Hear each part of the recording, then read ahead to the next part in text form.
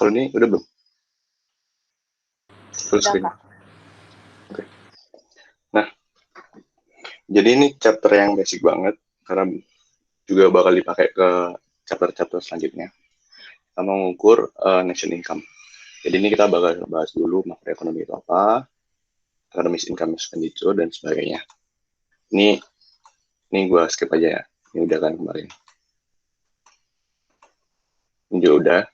Ini nanti kita di sini itu bukan di chapter ini, tapi secara PE2 keseluruhan. Itu kalian bakal bahas inflasi, pertumbuhan ekonomi, sama pengangguran. Nah, di sini kalian bakal bahas di sini khususnya itu yang pertumbuhan ekonomi. Nanti peran pemerintah dari kebijakan fiskal sama moneter. Tapi sebenarnya ini yang belum ada di atau di buku ada belum ya? Kayaknya belum. Di peran pemerintah di sini sebenarnya ada tiga. Satunya itu ada kebijakan khusus untuk yang lingkungan. Jadi nanti kalian bakal ngebahas GDP kalau dia itu dihitungnya secara yang real berdasarkan lingkungan yang bersih. Misalkan dihitung udah tidak dipengaruhi oleh polusi udara dan tidak dipengaruhi oleh polusi air dan sebagainya. Kan dia bakal dibahas. Tapi di P2 sebenarnya nggak dibahas. Ini bakal dibahasnya di makro 2 gitu sih. Jadi kalian nggak bakal dapat kalau misal bukan IE. Jadi santai. Nah, yang penting itu di sini. Jadi di sini kemarin gue cuma bahas dikit kan. Intinya di sini bapaknya juga belum ngejelasin income sama dengan expenditure ini maksudnya apa.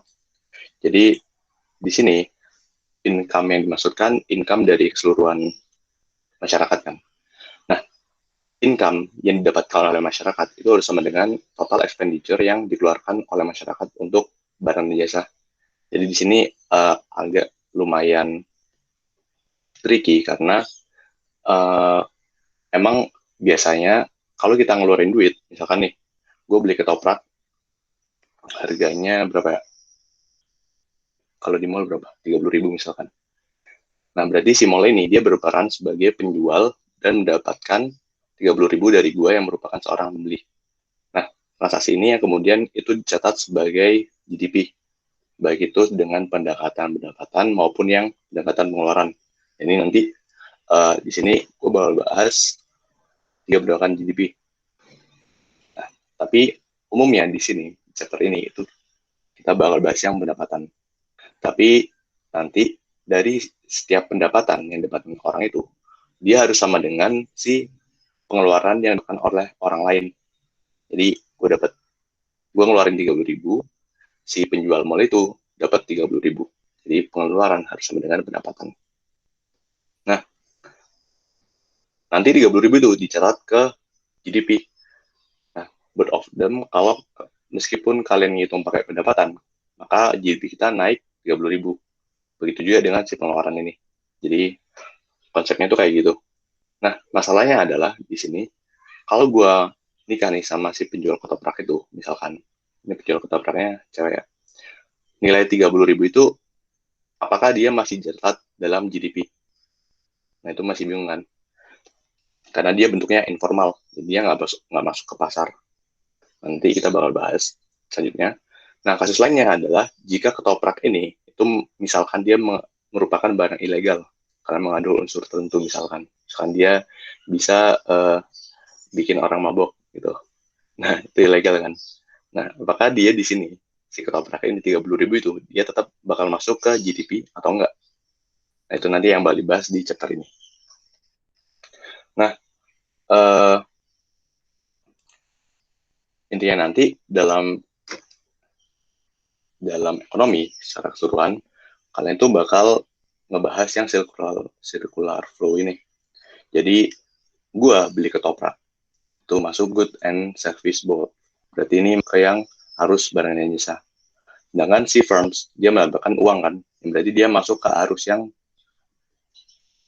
arus dolar yang warna hijau. Nah, itu berarti dia kalau dia merupakan mall, berarti dia merupakan perusahaan kan, berarti dia masuk ke yang namanya profit. Ya. Nah, tapi sebenarnya di ekonomi secara yang aktualnya, ini kan masih yang perkenalan tertutup ya. Di sini tuh household dia nggak mengeluarkan semua uangnya untuk konsumsinya mereka. Jadi mereka di sini menggunakan si income yang mereka dapat. Mana income? Mereka dapat income kan? Income yang mereka dapat itu nggak mereka buat untuk spending secara keseluruhan, tapi juga dipakai buat misalkan bayar pajak ke government. Nah itu makanya di sini kita bahas yang namanya circular flow yang perekonomian terbuka atau yang namanya 4 sektor. Berarti di sini ada peran dari pemerintah, ada peran dari luar negeri, ada 2 peran tambahan. Jadi rumah tangga di sini dia membayar pajak ke pemerintah, tapi sebagai timbal baliknya pemerintah memberikan pelayanan publik kepada rumah tangga. Dalam bentuk apa? Dalam bentuk misalkan pelayanan kesehatan, BPJS. Misalkan dalam bentuk jalan tol, misalkan dalam bentuk lain sebagainya. Yang kita intinya di sini kita bayar pajak dan kita dapat return dari pajak tersebut meskipun secara tidak langsung gitu. Nah, perusahaan juga sama, dia bayar pajak perusahaan, tapi pemerintah itu bayar subsidi ke perusahaan. Tapi ini khusus perusahaan yang BUMN sih biasanya. Nah, luar negeri itu juga berperan. Di sini dia tandanya bukan kayak rumah tangga dan perusahaan yang satu arah, tapi dia 2 arah. Jadi luar negeri dia mendapatkan sumber daya dari si pasar faktor produksi ini, bukan pemerintah sih, pasar faktor produksi atau yang input, dan pasar dan secara bersamaan luar negeri ini juga memberikan sumber daya. Jadi ada give and take and give-nya, give and return-nya, ya itulah. Ini di sini ada 2 tambahan pelaku ekonomi. Nah, jadi ini aslinya di ManQ nggak ada gambar ini. Ini gue dapat di internet. Tapi ya ini mostly kayak gini.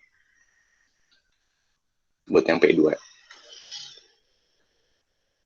Nah, measurement of GDP. Ini bakal agak panjang. Jadi ini kemarin belum dibahas bapaknya kan secara dalam. Jadi gue bakal bahas. Oh iya, gue belum. Bentar ya, gue ambil pen.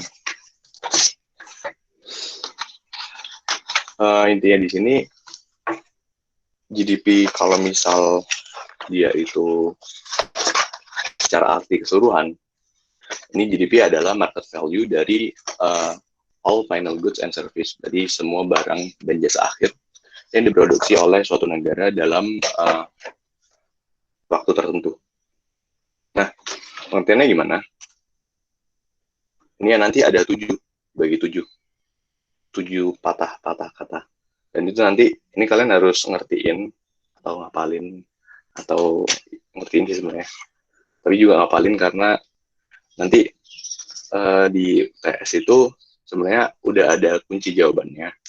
Jadi meskipun P2 ini jawabannya agak abstrak itu, tapi sebenarnya ada jawaban yang benar-benar harus dijawab persis kayak kuncinya. Jadi kalau bisa diapalin gitu. Meskipun juga harus ngertiin.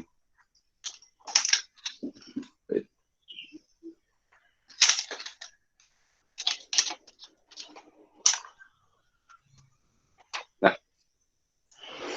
yang pertama GDP is the market value. Ini konsepnya apa? Ini intinya konsepnya itu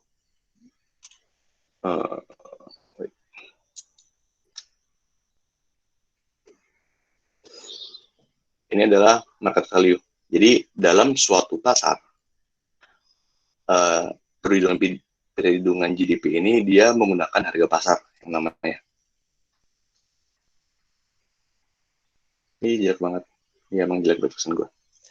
Nah, jadi untuk menghitung suatu GDP, kalian pakai yang namanya harga pasar atau market value. Di sini karena harga pasar ini dia apa ya?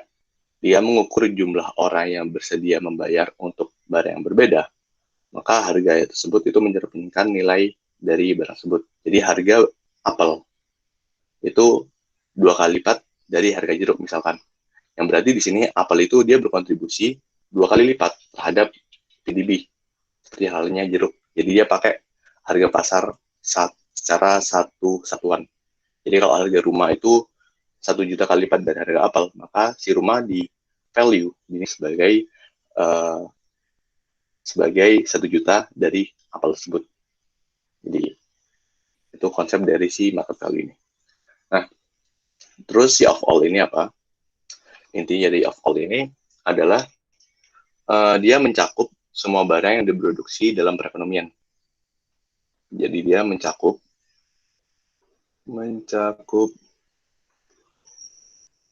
all goods and service NS ya. Yang jangan lupa yang legal dan masuk ke pasar.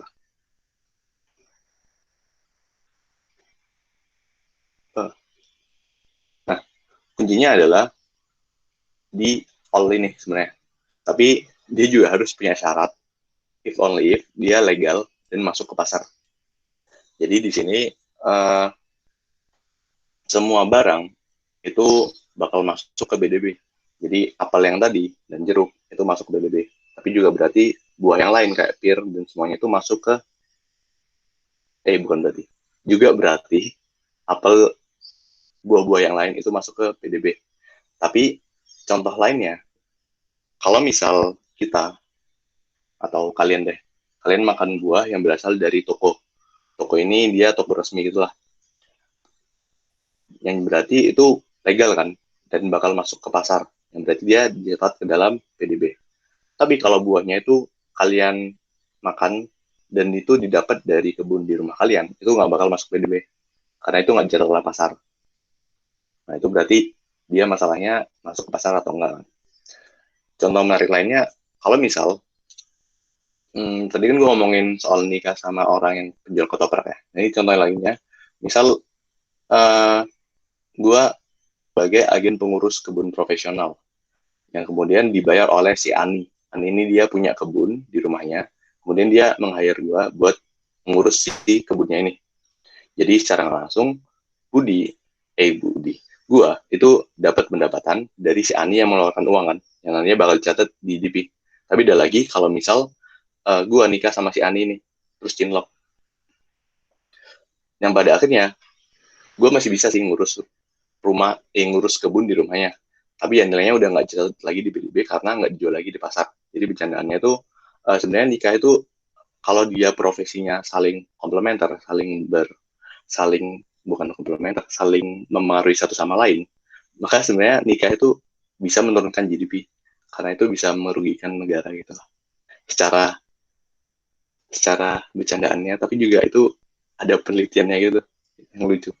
Nah, jadi semua ini of all ini kalau kalian jawab itu berarti mencakup semua barang jasa yang legal di pasar. Cukup itu aja. Nah, terus final ini sebenarnya ini gimana sih aja. Ini merupakan jenis barang. Jadi jenis barang itu sebenarnya dibagi jadi 3. Yang pertama itu barang mentah. Yang kedua itu intermediate. Yang kedua adalah final. Nah, ini konsep ini tuh yang final ini dia berhubungan dengan 3 hal ini. Jadi kalau kita tahu sebenarnya di SMA, kalau kalian di IPS, sebelum gue juga nggak IPS, gue nggak tahu di IPS belajarnya atau enggak, yang jelas di barang itu dia dibagi jadi 3, barang mentah, intermediate, sama final. Yang nantinya itu contohnya nih, contoh barang final itu adalah baju kan. Nah, baju ini kita nggak ujuk-ujuk langsung jadi baju kan, ada prosesnya, ada proses pengolahannya. Jadi barang mentahnya si baju ini kita dimulai dari kapas dulu. Kapas itu bahan baku kan, yang berarti nanti diolah jadi benang. Itu dua-duanya itu nanti yang namanya bahan baku. Nah, keduanya ini nanti kapas dan benang itu bakal melewati proses pengolahan yang nanti bakal jadi kain. Nah, kain ini adalah barang intermediate atau barang setengah jadi.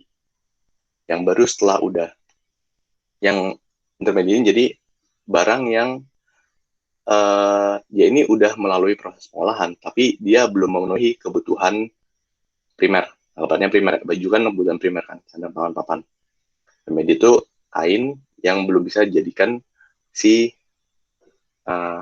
sandang, pangan, papan. Kalau baju itu apa? Sandang ya? Ya itulah. Ya sandang. Nah, intermediate jadi itu. Nah, kalau udah jadi final, udah jadi baju, baru dia dihitung uh, jadi GDP. Jadi kalau dia udah masuk ke final, maka perhitungan yang di final itu masuk ke GDP. Dengan kata lain, si barang mentah dan barang intermediate itu proses produksinya itu nggak masuk ke dalam GDP. Kenapa gitu? Karena nanti bakal masuk yang namanya double counting. Kemarin bapaknya yang jelasin kan dikit. Jadi double counting itu juga ini istilah penting di sini. Yang namanya double counting. Double counting itu intinya pencatatan yang dia berulang kali, double. Jadi kalau kita ngitung barang intermediate dan barang yang final, nanti bakal kehitung dua kalinya gitu di GDP. Jadi kita nggak boleh masukin ke yang intermediate juga. Kita cukup masukin yang final. Karena dalam barang final itu udah kehitung intermediate dan mentah. Jadi misalkan baju harganya 100.000, intermediate harganya 50.000, mentah harganya 20.000 misalkan gitu. Nah, sebenarnya itu kita cuma masukin yang 100.000 doang. Kita nggak perlu masukin yang 50.000 dan 20.000. Itu konsep dari yang final. Nah, terus good and service di sini,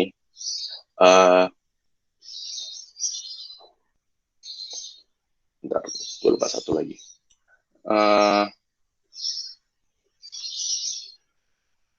Perlu nggak ya? Oke, ini perlu.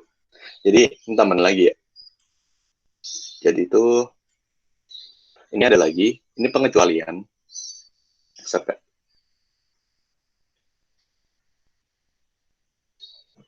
Ini accept kalau misal barang setengah jadi yang diproduksi itu, dia itu digunakan untuk inventaris barang perusahaan untuk digunakan dan dijual di kemudian hari. Misalkan nih, barang intermediate di sini, misalkan barang yang bisa disimpan lama. Misalkan barang intermediate-nya itu apa sih? Biji kopi. Biji kopi kan udah pernah di proses pengolahan kan, tapi belum jadi kopi, belum jadi barang final. Nah, biji kopi itu dia nggak masuk ke dalam GDP kalau misal dia hitungannya sebagai biji kopi doang, tanpa dijual lagi, tanpa ada perencanaan dijual. Tapi kalau dia misalkan ada rencana dijual di tahun setelahnya, kan biji kopi disimpan tahun ini, terus gue mau jual tahun depan. Nah, itu berarti nanti biji kopi ini dihitung menjadi final goods buat tahun depan. Nah, nanti ada nih soal-soal di UTS yang kayak gitu. Apakah kalau misal biji kopi itu masuk dihitung sebagai inventaris untuk tahun depan, apakah dia masuk ke GDP atau enggak? Nah, kalian jelasnya berarti dia masuk karena bla bla bla itu. Nah, terus yang keempat, ini ada hubungannya dengan yang nomor 3, goods and service ini ini lanjut dari yang final. Jadi final itu nanti dibagi dua, barang yang tangible. Wait. Nah,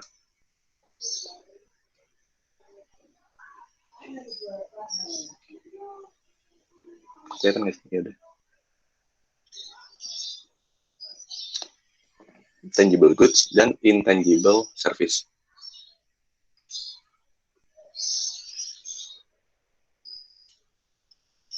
Jadi bedanya apa?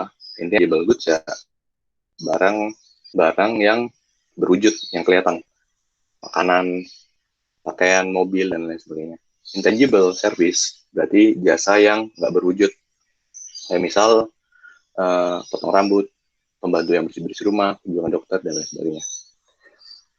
Jadi kalau misal apapun dari yang masuk kedua hal ini, maka dia masuk ke dalam GDP.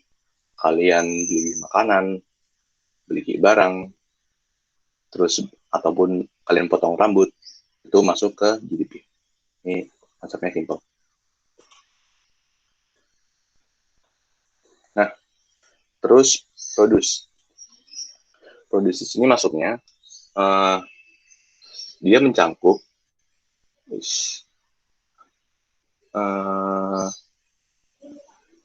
current production namanya. Ini simpelnya current production. Nah, ini ada hubungannya dengan yang nomor berapa tuh? 3 ini tadi. Jadi barang yang diproduksi, kata kuncinya diproduksi ya, barang yang diproduksi di tahun itu, maka akan masuk PDB di tahun itu. Jadi biji kopi yang tadi, kalau misalkan, gimana? Kalau biji kopi yang tadi, dia kan barang intermediate. Jadi dia nggak bakal masuk di tahun itu, karena dia merupakan barang intermediate di tahun itu. Tapi dia masuk ke barang final di tahun setelahnya. Berarti biji kopi ini diproduksi di tahun setelahnya, istilahnya kayak gitu. Jadi makanya si biji kopi ini dia masuk ke GDP, tapi di tahun setelahnya yang dihitung sebagai current production. Ini juga berlaku hal yang sama kayak misal produksi mobil di tahun itu, maka dia akan masuk PDB tahun itu, bukan PDB tahun setelahnya atau PDB tahun sebelumnya. Ini ya current production. Itu ya. Terus within a country ini sesimpel dia diproduksi di dalam negara tersebut. Jadi kalau dia diproduksi di Indonesia, maka dia masuk ke barang produksi Indonesia yang berarti dia masuk ke GDP. Beda lagi kalau ini masuknya adalah dari luar negeri, yang berarti nanti dia bukan masuk ke CIG, tapi masuk ke antara X atau M, ekspor atau impor. Misalkan kalian mau beli di sini mesin dari Cina. Nah, berarti di situ itu masuk ke dalam investasi, tapi juga masuk ke dalam impor. Nah, investasi nambah, impornya nambah. Berarti kalau impor nambah, NX-nya bakal minus kan. Misalkan mesinnya harganya 100. Berarti investasi kalian nambah 100, impornya berkurang minus 100. Yang berarti NX-nya nanti bakal jadi minus 100. Jadi investasi 100 dikurangi dengan NX yang 100, hasilnya bakal 0. Jadi kalau kalian beli di luar negeri, makanya dia nggak dihitung ke dalam GDP. Karena dia ada pertambahan dan pengurangan dari ekspor dan impor. Jadi dia harus masuk dalam suatu negara tersebut di dalam negeri. Kalau mau masuk ke dalam GDP. Jadi kalau di luar GDP, di luar country, di luar negara tersebut, dia nggak bakal kehitung sebagai GDP. Terus in a given period of time. Ini sesimpel kalau dia diproduksi dalam selang waktu tertentu. Biasanya selang waktu itu setahun. Tapi bisa juga selang waktu kuartal atau 4 bulan. Jadi kalau kalian lihat di berita-berita, sebenarnya BPS bukan cuma nge-publikasiin GDP yang per tahun, tapi juga yang per kuartal kan. Nah itu kalau dia diproduksi ke dalam kuartal 1, misalkan mobil diproduksi ke dalam kuartal 1, maka dia masuk ke GDP yang kuartal 1, bukan ke kuartal 2 atau kuartal 3. Gitu ya, maksudnya given period of time. Ini kuncinya adalah dia selama waktu tertentu, biasanya 1 tahun atau enggak 3 bulan atau kuartal. Gitu. Nah, sampai sini ada yang mau tanya dulu?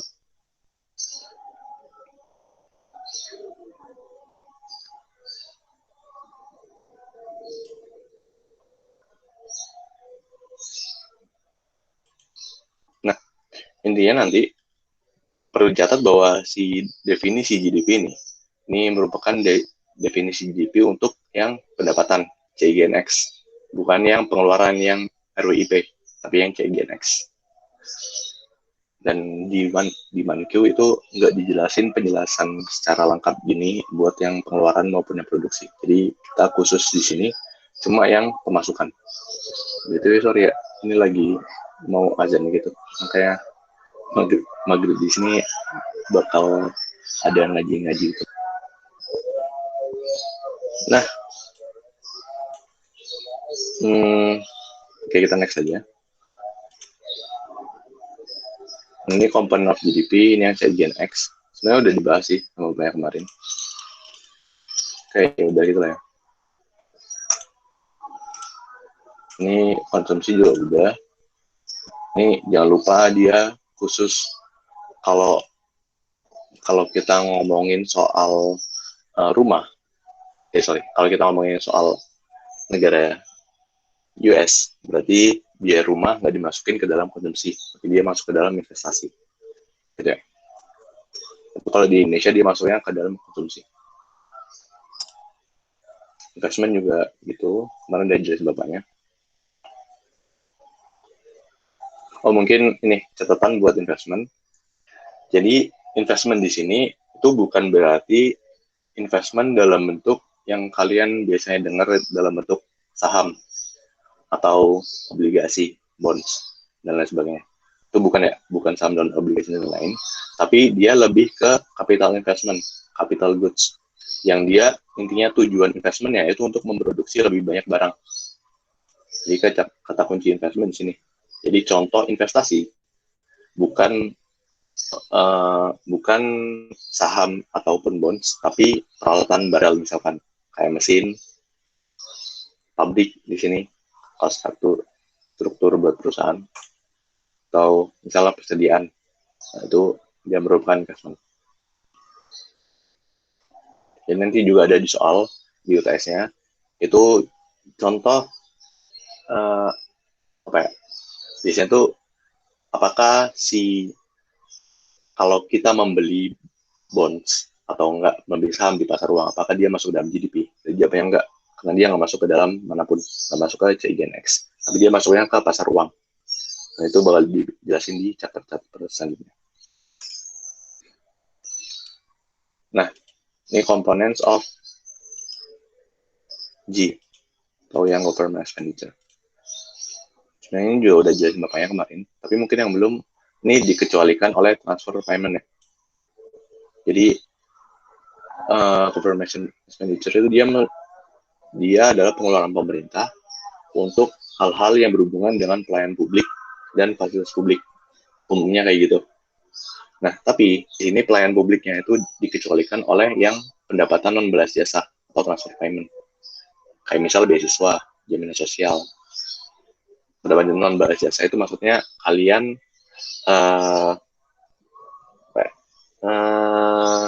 bisa dibilang kalian ngasih sesuatu tapi nggak dapat return dari yang kalian kasih gitu lah. Jadi meskipun beasiswa ini dia digunakan untuk pendidikan yang nantinya bakal berdampak dalam jangka panjang, tapi dia sebenarnya secara harganya di dalam current year tersebut dia nggak masuk ke dalam, dia nggak ada returnnya di current year. Dia returnnya itu dalam jangka panjang, karena itu dia masuk ke yang namanya transfer payment. NX kayak ya udah gitu sih. Apa nih? Oh ya, di sini ini kelihatan kalau kontribusi dari si C itu paling gede kan di antara lainnya. Nah, kalau kita bandingin dengan Indonesia dengan US misalkan, persentase bukan total secara nominalnya, tapi persentase si C ini pasti biasanya dia lebih tinggi buat di negara berkembang daripada negara maju. Karena biasanya negara maju itu dia nggak banyak konsumsi, dia lebih banyak saving. Jadi semakin dia negara maju, maka dia konsumsinya semakin dikit, karena dia savingnya lebih banyak. Jadi saving dan konsumsi ini kan saling berbalikan ya. Kalau kalian konsumsi, berarti kalian nggak saving. Kalau kalian saving, berarti kalian nggak konsumsi. Atau bisa diproporsiin keduanya, tapi yang jelas dari 100% pendapatan, maka itu dibagi konsumsi dan saving. Berarti karena Indonesia negara berkembang, maka biasanya individualnya itu nggak punya kemampuan untuk menyisihkan uangnya untuk ditabung, tapi semuanya buat konsumsi gitu lah. Ini juga sebenarnya ya bisa di logik aja sih, orang kaya kan dia bisa banget buat saving misalkan 30% pendapatannya. Tapi orang miskin dia buru-buru saving buat makan sehari aja susah gitu kan, buat konsumsinya. Tapi sebenarnya di sini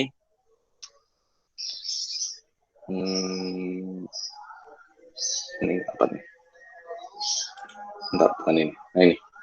Nah di sini Indonesia karena dia udah masuk mulai pemerintahan Jokowi 2014 itu dia udah masuk mulai membangun infrastruktur. Yang berarti kalau infrastruktur dia masuknya ke investment. Dia untuk memproduksi barang dan jasa. Yang berarti ini kalau kita lihat di outlook-nya tahun 2019 itu investmentnya lebih gede daripada konsumsi. Karena di sini kalau dia infrastruktur, dia fokus ke infrastruktur, dia lebih banyak ke investment, lebih banyak ke investment dan government consumption. Sorry. Jadi kalau dia masuknya ke dia masuknya ke investment. Tapi kalau dia fokusnya ke pemerintah, maka dia masuknya ke government consumption. Maka di sini dia dua-duanya ini sangat tinggi. Kalau kita lihat di yang 2019. Ini real sama nominal. Dan bapaknya belum jelasin kan. Intinya harga secara umum itu terdapat dua ukuran, nominal sama real. Nominal itu intinya nilai output yang menggunakan harga periode berjalan atau harganya yang sekarang. Jadi dia masih memasukkan unsur inflasi.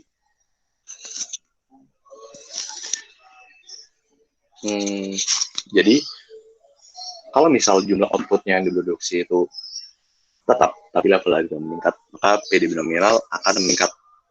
Rumusnya sesimpel penjumlahan dari harga sekarang. PN itu harga, P itu harga, N itu yang sekarang ya. Dikali Q atau out yang sekarang, tahun sekarang. Nah, kalau PDB nominal, dia pakai harga pada tahun dasar. Kalau ini tahun berjalan, ini tahun dasar. Jadi kalau dia pakai yang tahun dasar, yang real ini, dia udah nggak pakai unsur inflasi. Udah hilang unsur inflasinya. Rumusnya, bedanya cuma di sini. Yang di sini 0 atau P tahun dasar. Yang di sini PN atau P periode yang berjalan. Nah, kedua hal ini itu bisa kita gabung. Jadi yang namanya PDB deflator. Ini menunjukkan level harga di perekonomian. Jadi di sini bisa juga digunakan untuk mengukur inflasi. Caranya tinggal dibagi, nominal dibagi real, dikali 100. Di nominal bagi real, kali 100. Contoh langsungnya. Ini gue nggak masuk ke PPT yang Mankyu ya. Kemarin disuruh bapaknya buat ngejelasin PPT Mankyu. Tapi sebenarnya ini soalnya sama aja PPT Mankyu. Misalkan nih, ada dua jenis barang, hotdog dan hamburger. Di 3 tahun yang berbeda, 16, 17, 18. Nah, kalian disuruh ngitung nominalnya. Disuruh ngitung PDB nominal dan PDB realnya. Nah, PDB nominalnya gimana? Tadi kan rumusnya adalah sigma PN dikali QN kan. Berarti harga yang sekarang dikali Q yang sekarang. Jadi kalau kita ngitung PDB tahun 2016, maka hotdog kita kaliin dengan quantity of hotdog. 1 kali 100 ditambah 2 kali 50. Begitu juga yang 2017, 2 kali 150 ditambah 3 kali 100. Jangan dibalik ya, jangan 2 di 100. Karena ini beda barang. Jadi harus kalian lihat juga. Nah, ini cara ngitung yang GDP nominal. Kalau mau ngitung yang real, itu beda lagi. Di sini misalkan kita ngitung GDP real dan base-nya 2016.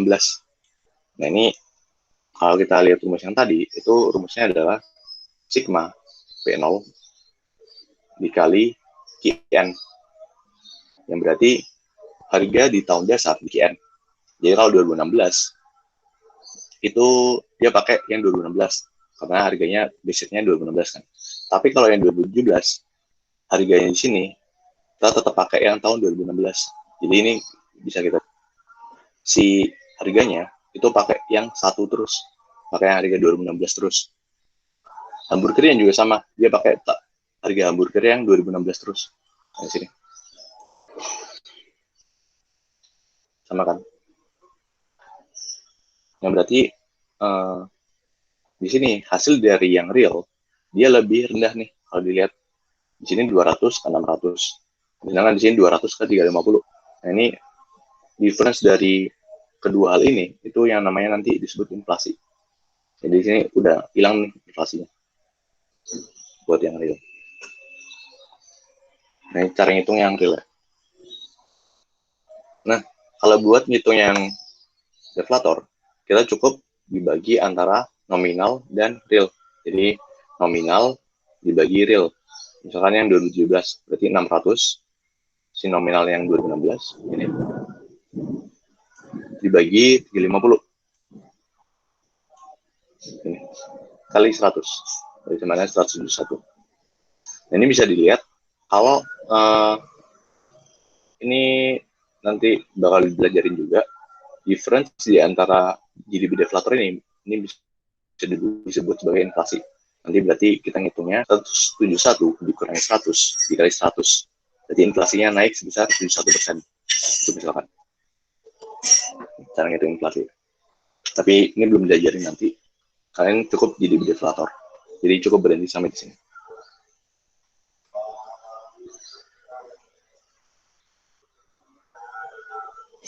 Oke. Kalau yang mau nanya bisa langsung ya.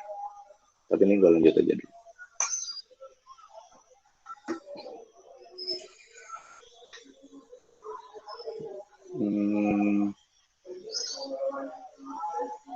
Nah, ini PDB real dan nominal tahun 80 sampai 2024. Ini bisa dilihat kan, ini ada perpotongannya nih. 2000, kira-kira 2010 lah. Sebelum 2010, realnya selalu lebih gede daripada yang nominal. Kenapa gitu? Bisa jadi karena inflasinya gede di sini sebelum tahun 2009. Nanti kalian bisa cek ya. Berarti ada GDP kalau secara logika karena si kedua hal ini tuh dihitung berdasarkan price. Kalau misalkan price di tahun dasar itu lebih tinggi daripada price di tahun yang sekarang, maka real GDP-nya pasti lebih tinggi juga. Kayak di sini real GDP-nya lebih tinggi karena price di tahun dasarnya itu lebih tinggi daripada yang nominal. Ya. Sebenarnya juga bisa berarti karena di sini base-nya 2010 sih. Jadi pasti yang sebelumnya 2010 dia pasti bakal lebih tinggi yang real GDP. Gitu lah, 2010.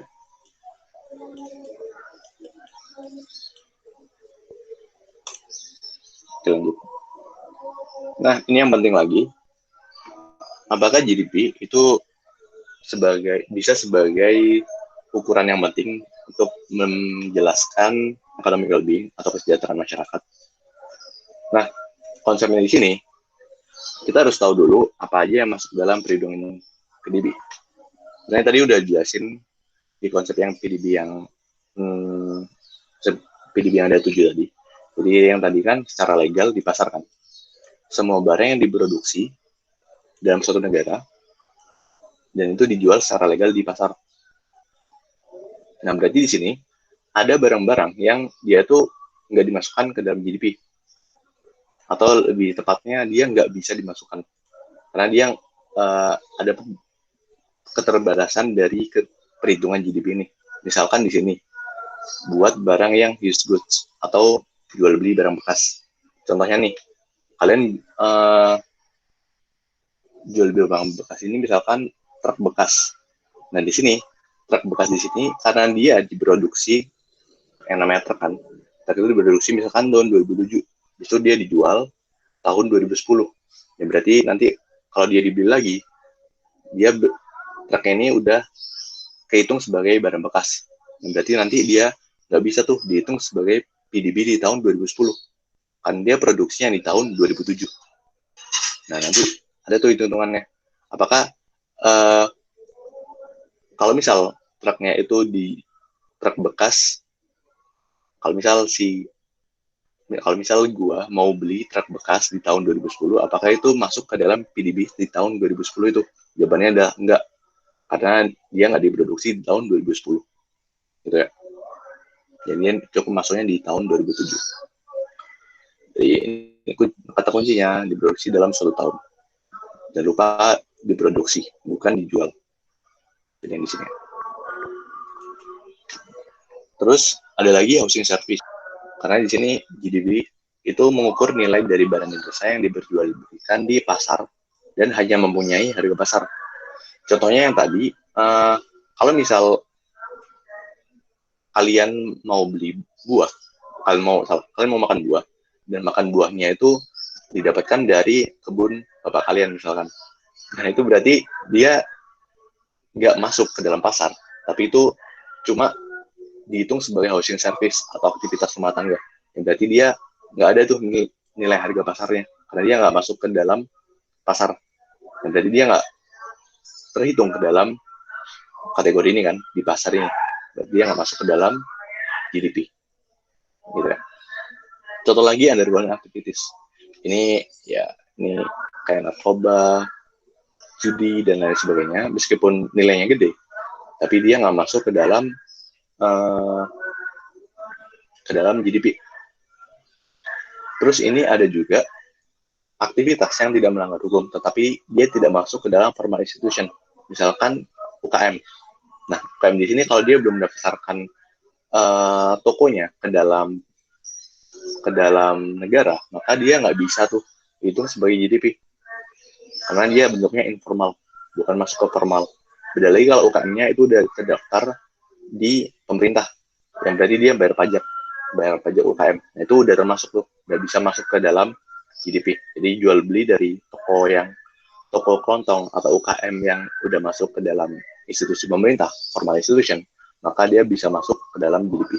Kalau belum ya belum. Makanya itu pemerintah di sini ya bakal terus-terusan menggait si UKM ini biar dia itu bisa jadi formal institution, bukan cuma biar dia kontribusi pajak, tapi juga bisa biar GDP ini bisa kehitung.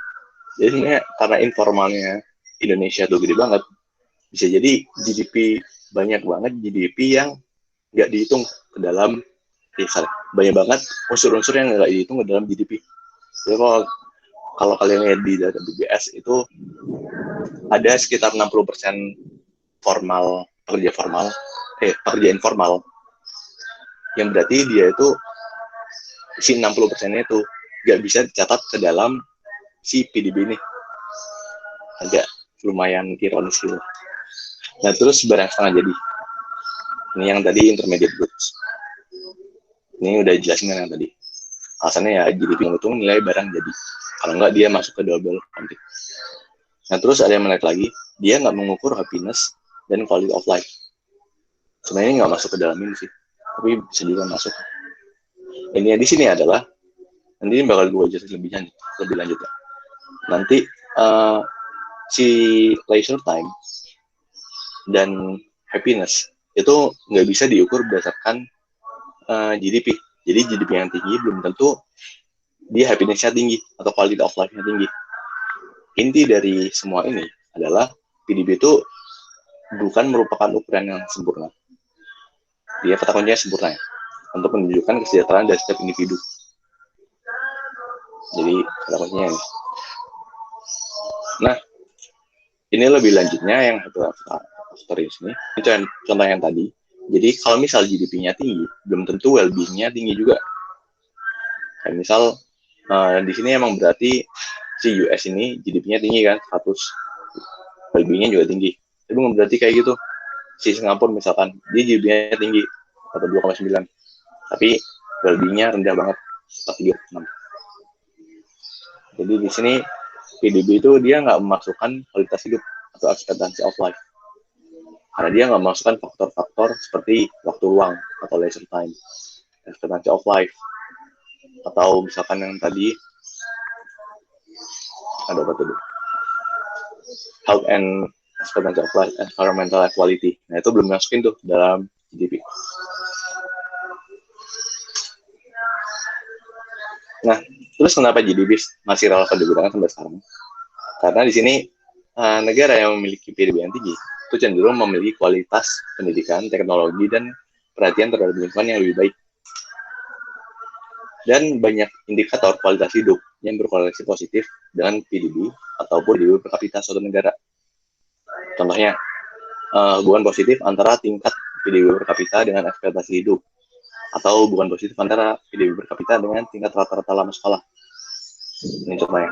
Ini sebenarnya udah jelasin ke PPT Manku kemarin, udah jelasin sama bapaknya. Intinya, di sini meskipun PDB itu bukan ukuran yang sempurna untuk mengukur well-being masyarakat, tapi dia masih relevan digunakan karena dia cenderung memiliki kualitas pendidikan dan cenderung berkorelasi dengan indikator-indikator yang positif. Gitu. Nah, ini rangkuman. Yang pertama, income sama dengan expenditure. 4 komponen C gen X. Jangan lupa buat buat definisi persatuannya. Ini juga pas definisi dari PDB-nya. Terus kalian juga harus tahu cara ngitung PDB nominal, PDB real, dan PDB deflator. Ini bakal masuk. Terus yang terakhir, buat mengukur kesejahteraan. Jadi PDB merupakan ukuran internasional untuk menunjukkan kesejahteraan sebuah negara, tetapi bukan merupakan standar yang sempurna. Kata kuncinya dari sempurna. Nah, ini 4 rangkuman yang harus kalian perhatikan. Pengertian, 4 komponen, nominal real, sama yang internasional. Nah, ada yang mau tanya nggak di sini?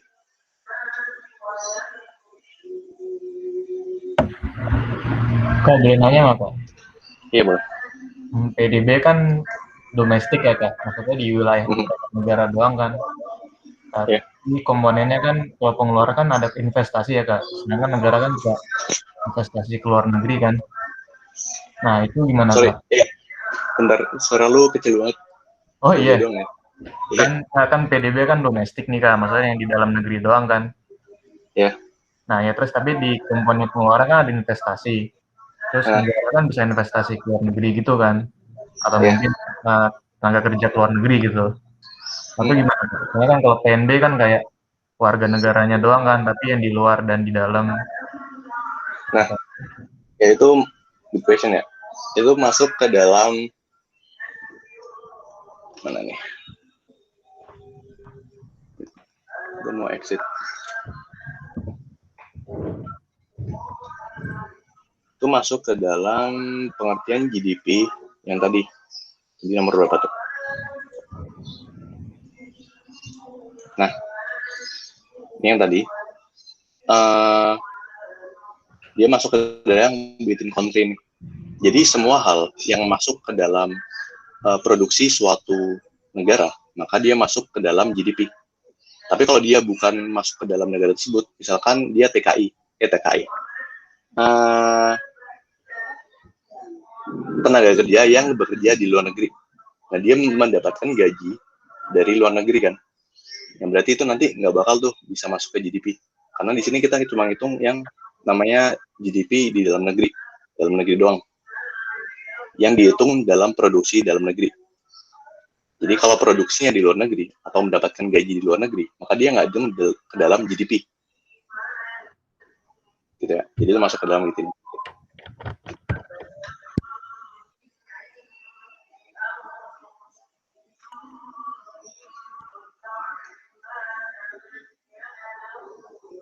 Jadi kalau negara yang banyak invest di luar negeri, belum tentu GDP-nya gede ya, Kak? Kalau masalah invest di luar negeri itu sebenarnya beda lagi. Karena kalau kita ngomongin soal kita mau investasi luar negeri, berarti dia masuk ke dalam, ini tergantung sih investasinya apa ya. Kalau investasinya itu merupakan produksi, kita produksi di dalam negeri, misalnya produksi mobil di dalam negeri, habis itu kita jual ke dalam luar negeri. Nah, itu masuk tuh ke dalam GDP, karena dia produksi di tahun ini. Kemudian kita mau ekspor ke luar negeri, nah, itu masuk ke dalam GDP. Tapi kalau misal investasinya tuh investasi dalam bentuk saham, nah itu nggak masuk ke dalam GDP. Jadi tergantung definisinya apa, investasi apa. Tergantung jenis investasinya juga ya? Iya. Oke, thank you Kak. Yuk.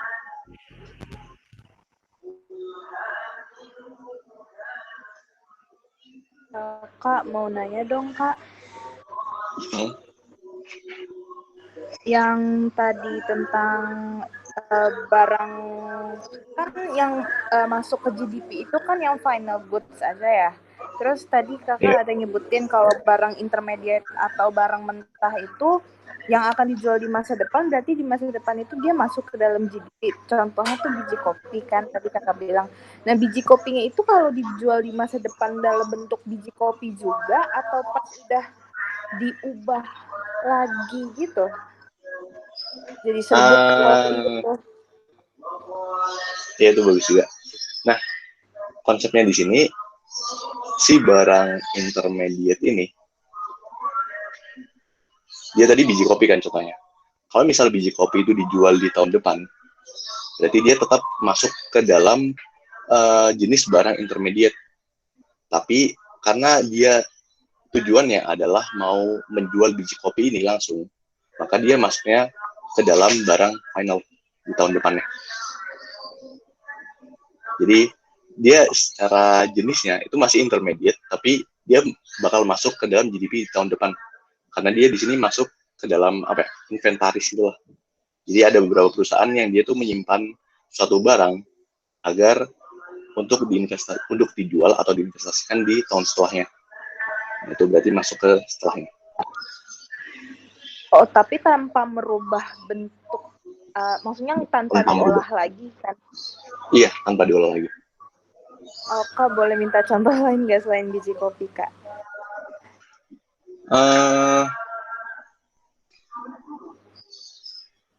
Apa ya? Pasti barang-barang yang itu.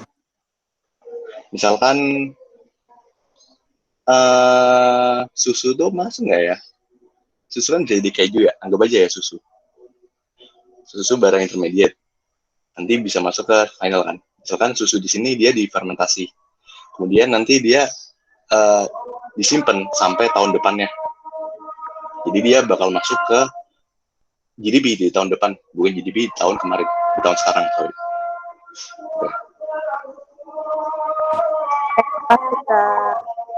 Oke.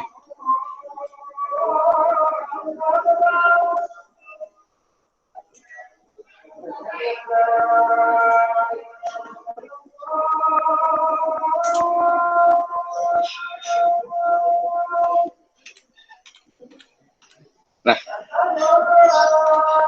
kita masuk aja. Ini contoh-contohnya. Nah, misal suatu keluarga bayar 1 miliar untuk rumah yang udah pernah ditempati 5 tahun lalu. Pertanyaannya adalah, dia masuk GDP atau enggak? Ada yang mau jawab?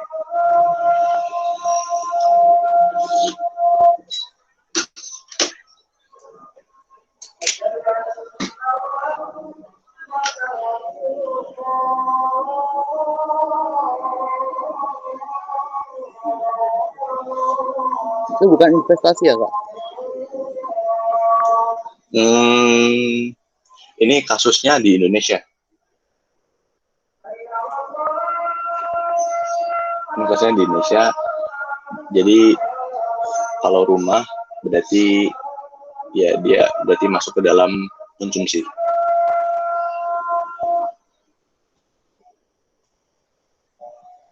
Sebenarnya bukan itu sih poinnya.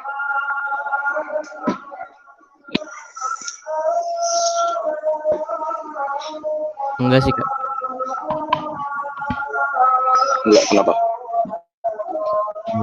Karena tidak memberikan value added gitu. Ya dia pasti jawabannya enggak dan enggak mendapatkan value added, tapi kenapa? Alasannya kenapa? Kata kuncinya. Oh itu. Karena bukan di tahun tersebut. Karena itu 5 tahun yang lalu. Iya udah ya. pernah. Jadi kan harus di tahun tersebut. Ya. Kuncinya adalah di tahunnya. Jadi nanti ada contoh-contoh banyak yang dia itu ada kata kunci sendiri. Dia pasti nggak masuk atau masuk ke dalam GDP, tapi dia kenapa? Nanti kata kuncinya tahunnya. Nah, terus lagi, oh ya ini intinya dia nggak berubah karena nilainya udah dicatat 5 tahun lalu. Berarti produksinya dia nggak masuk produksi di tahun sekarang, tapi maksudnya produksi di 5 tahun lalu. Gitu ya. Terus ini, Megan beli mesin baru harga 10 juta yang dibuat di Cina untuk meningkatkan kapasitas produksinya. Masuk atau enggak? Masuk, Kak. Karena baru Kenapa? beli mesin baru. Oke, masuk. Ada lagi? Karena beli mesin baru. Ada lagi nggak? Gimana, Kak? Kenapa?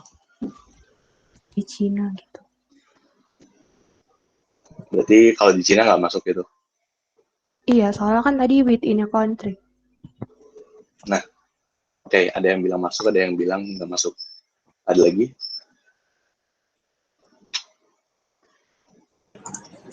Dia masuk, Kak, masuk ke GDP, tapi masuk ke invest sama impor.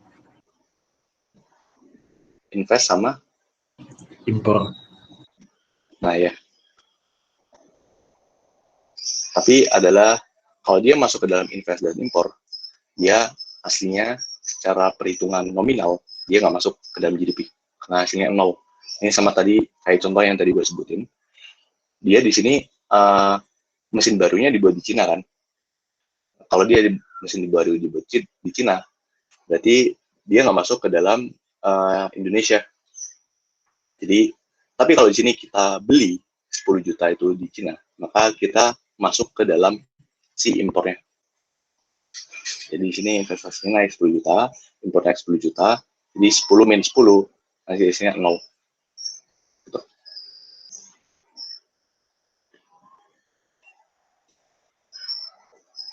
Nah, next. Kalau ke restoran, bintang 5 masak makanan untuk sendiri, senilai 100.000. Masuk atau enggak?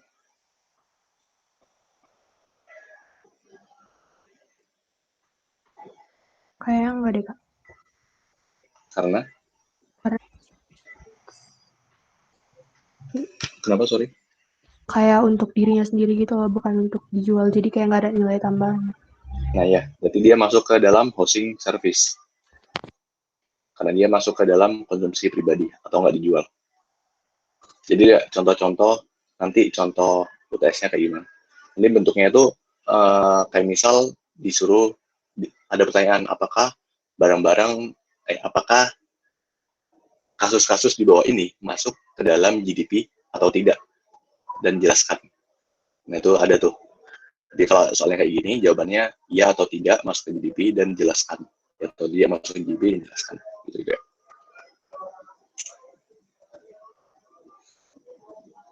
Nah ini contoh lagi, ini gue lupa UTS tahun berapa. Ini kalian juga bisa disuruh suruh gambarkan circular flow dan bagaimana suatu perekonomian bekerja. Dan jelaskan di sini yang pertama, poinnya 5. Jelaskan kenapa pendapatan total harus sama dengan pengeluaran total. Itu berarti nanti kalian cukup jelasin karena dalam suatu perekonomian, pengeluaran yang dilakukan oleh seseorang itu harus sama dengan pendapatan yang diterima oleh seseorang. Berarti nanti GDP berdasarkan pendekatan pengeluaran harus sama dengan pendekatan yang income. Itu contoh-contohnya. Terus jalankan secara ringkas 3 kebijakan.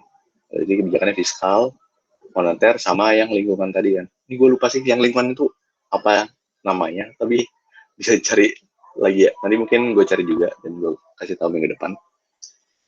Contoh yang satu kebijakan lainnya itu yang tentang lingkungan. Nah terus ini ada lagi, jelaskan masuk definisi PDB di atas. Ini keluar nih tahun lalu. Jadi kalau disuruh jelaskan definisi di sini, berarti kalian harus jelasin 7-7-nya. Jadi 7-7-nya tadi mulai dari yang GDP is market value, final goods and service, pokoknya setiap jenis itu jelasin. Meskipun jelasinnya dikit aja, yang penting kalian tahu potongan-potongannya dan tahu jenis-jenisnya. Gitu ya. Nah, terus apakah PDB itu merupakan ukuran kesejahteraan suatu negara yang sempurna? Jawabannya adalah iya dan enggak. Jadi jawabannya kalian harus jelasin. Ini sebenarnya contoh pertanyaan yang sangat tentatif ya.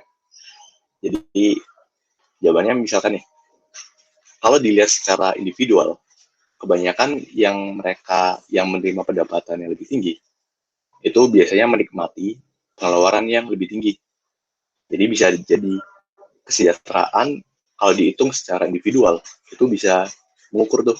Jadi pengeluaran itu bisa mengukur kesejahteraan suatu individu secara rata-rata. Tapi kalau secara agregat, secara keseluruhan, maka terdapat beberapa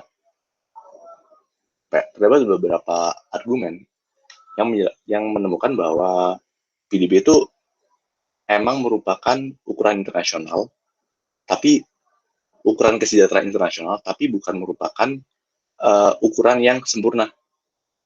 Jadi bukan merupakan ukuran kesejahteraan yang sempurna. Karena ada beberapa hal yang berkontribusi pada good life atau well-being yang tidak dimasukkan ke dalam PDB. Jadi kalau buat jelasin ini, tuh kalian bisa lihat contoh jawaban yang ini. Sini. Jadi digabung sama jawaban yang ini. Jadi PDB bukan merupakan ukuran sempurna yang untuk menunjukkan jenis dari setiap individu. Tapi dia masih relevan digunakan karena dua alasan ini. Nah, gitu ya.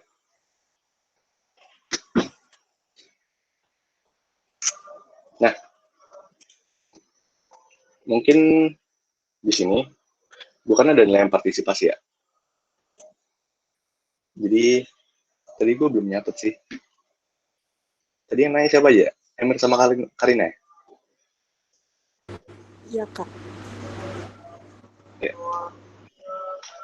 Emir sama Karina. Wait.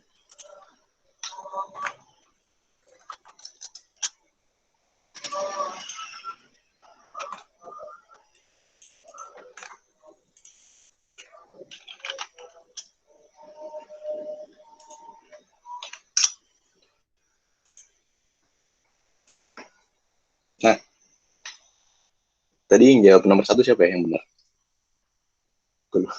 Siapa tadi?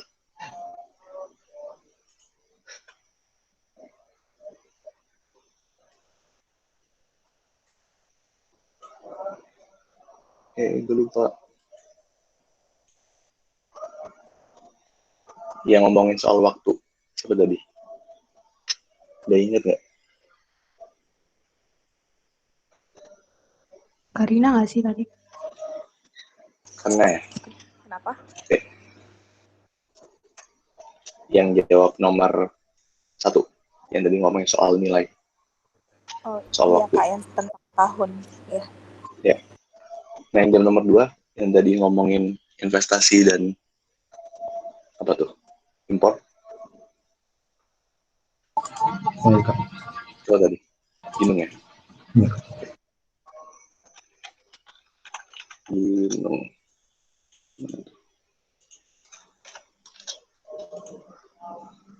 Terus yang ini tadi, yang jawab informal. Nomor 3. Riza. Sekali lagi. Erin, Kak. Erin, Kak.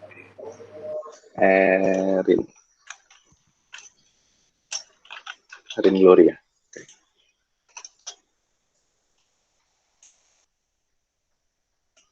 Nah, sebenarnya ini ada beberapa soal lagi. Tapi ini singkat aja ya. Soal yang di Mangkyu. Itu tuh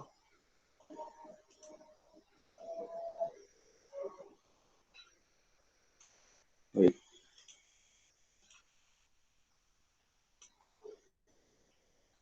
Ini gak usah masuk ya. Gak usah masuk nilai.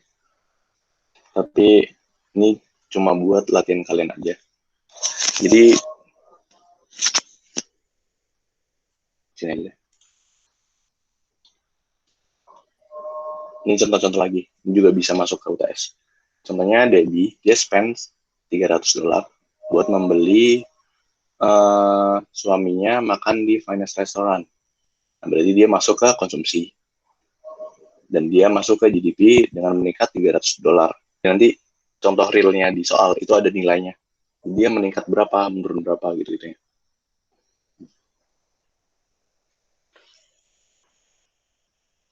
Terus buat yang B, Sarah misalkan dia mengeluarkan 1.200 untuk laptop baru dan digunakan untuk bisnisnya. Laptopnya dibuat di Cina. Berarti investasinya dia meningkat 1.200, impornya juga naik 1.200, berarti NX-nya bakal turun kan. NX-nya minus 1.200. Berarti GDP-nya unchanged. Ini soal yang tadi sebenarnya. Terus Jane di sini dia mengeluarkan 800 untuk komputer dan digunakan untuk editing bisnisnya. Terus dia dapat last year modal untuk sell for a good price from a local manufacturer. Berarti oke. Jadi di sini dia beli kan komputer. Tapi komputernya itu dia diproduksi atau dibuat di tahun lalu, buatnya last year, maka dia nggak masuk tuh ke dalam GDP di tahun ini, karena dia diproduksinya di last year. Jadi ada tuh dia masuk atau enggak dan alasannya kenapa. Ini juga sama, motor dia diproduksi 500, tapi konsumennya itu cuma beli 470. Nah, berarti konsumsinya bakal meningkat 470 dari si consumer pembelian ini. Investasinya bakal meningkat $30. Nah, GDP-nya tetap meningkat 500. Jadi, dari 500 ini, dia pasti semuanya masuk GDP. Tapi belum tentu semuanya masuk ke dalam satu dompet yang sama. Jadi, dia dibagi. Ada 470 yang masuk konsumsi, ada yang $30 yang masuk investasi. Jadi, ini contoh-contoh yang tricky gitu. Kadang-kadang ada yang jawab cuma 470 yang masuk GDP atau enggak cuma yang masuk GDP cuma $30 gitu. Ada yang gitu. Udah sih, udah.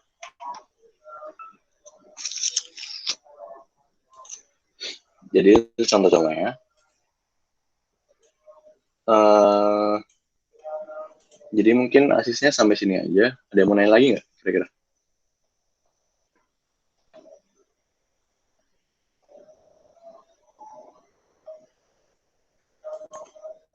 Udah semuanya. Ya ini hitung-hitungan sama aja kayak yang tadi gue jelasin. Kak mau tanya boleh enggak, Kak? Kalau misal ada kayak istilahnya importir gitu beli dari luar $500 gitu, Kak, terus dijual di dalam negeri $600 gitu, gimana, Kak? Itunya. Hitung-hitungannya. Tadi apa? Impor? Impornya 500. Hmm. Terus dijual lagi di dalam negeri 600.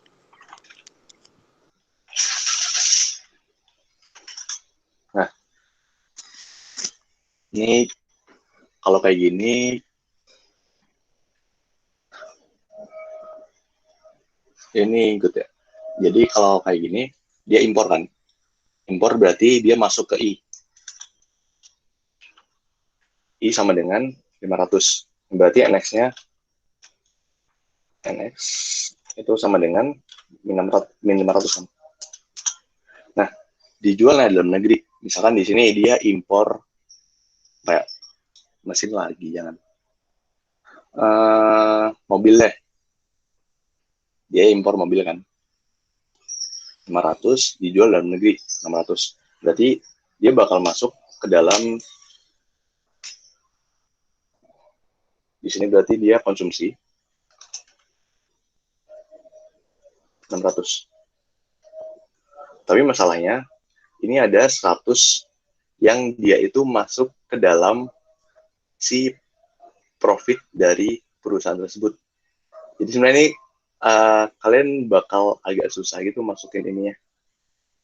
Karena contoh yang sama tadi, Fajri bilang, ini agak aneh gitu loh. Lu beli impor 500, terus dijual di dalam negeri 600. Jadi ini harusnya masuk ke PDB-nya itu sama. Harusnya ini 600 dua-duanya. Tapi 100-nya gue nggak tahu ya. Nanti dimasukin kemana. Mungkin bisa masuk ke pemerintah dalam bentuk pengurangan. Jadi intinya nanti dia otomatis jadi 500 totalnya. Jadi entah ini masuk kemana, biasanya masuk ke G misalkan. Karena dia misalkan karena adanya apa sih? Misalkan kebijakan impor. Jangan impor itu contohnya apa ya? Kuota. Misalkan tarif kuota. Nah, tarif kuota ini bakal mengurangi si government. Yang pada akhirnya ini nanti bakal jadi 500. Jadi tetap hasilnya adalah 500. Jadi ini semuanya, hasil semuanya. Intinya kalian harus gimana caranya biar hasil pengeluaran dan pendapatan itu sama, 500 dan 500. Meskipun ini contohnya agak ribet sih, gue nggak tahu ya ini jawaban pastinya berapa. Tapi yang jelas ini harus 500, bukan 600 ya.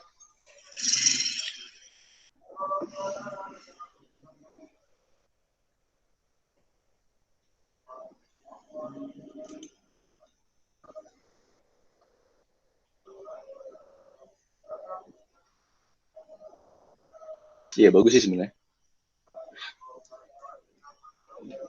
Fajri ya. Ntar gue coba deh buat tanya-tanya. Makasih Kak. Oke.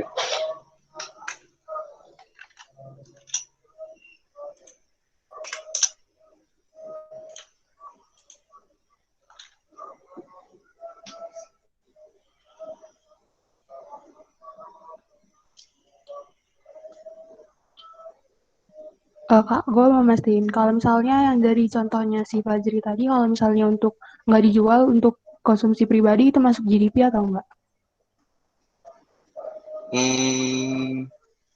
Enggak.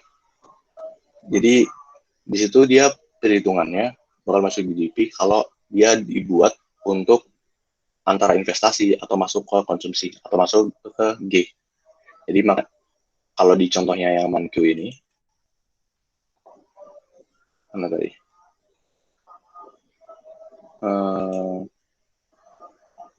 Ini dia beli laptop dan dibuat untuk publishing bisnis. Nah ada kata publishing bisnis. Tapi kalau dia ada kata dia masuk ke dia digunakan untuk konsumsi pribadi, berarti dia ya udah nggak masuk kemana-mana. Jadi ini masuknya di sini dia masuk ke barang yang untuk memproduksi, untuk meningkatkan kualitas produksi dari barang dan jasanya dia. Makanya dia masuk ke GDP.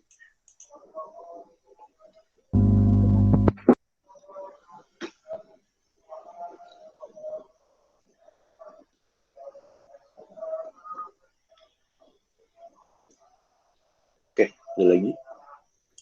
Kak, mau nanya, kan GDP itu kan ada pendekatan pengeluaran sama pendekatan pendapatan. Kalau misalnya kayak pendekatan pendapatan itu kan, kalau nggak salah ada yang wage, rent, interest, sama profit. Nah, berarti kalau misalnya kita dapat wage atau kita dapat misalnya profit gitu, itu tetap masuk GDP ya? Iya. Yeah. Oh, oke Kak, thank you.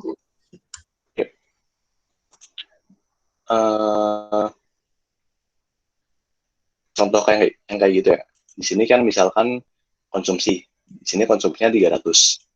Nah, di pendekatan pendapatan, maka dia masuk ke dalam konsumsi 300. Di saat yang sama, di pendekatan yang pengeluaran, ini pendekatan pengeluaran, sorry ya. Pendekatan pengeluaran dia masuk ke konsumsi yang 300. Nah, di pendekatan yang pendapatan, maka si restoran ya, karena dia restoran merupakan suatu perusahaan, maka dia mendapatkan profit kan. Berarti si restoran kalau di perhitungan yang pendapatan, maka dia dapat profit sebesar 300. Jadi nanti pengeluaran sama dengan pendapatan. Jadi konsumsi 300 sama dengan wage profit 300. Yang namanya GDP.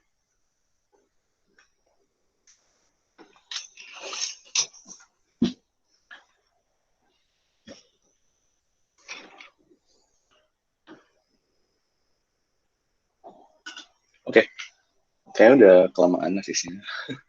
1,5 jam. Jadi gue tutup dulu. Kalau misalnya ada yang mau nanya bisa langsung aja ke PC gue. Ini gue kayak sans gitu sih, mau PC jam berapa, tapi kalau gue agak late rap, maaf ya. Gue biasanya cukup fast rap cuma di hari-hari menjelang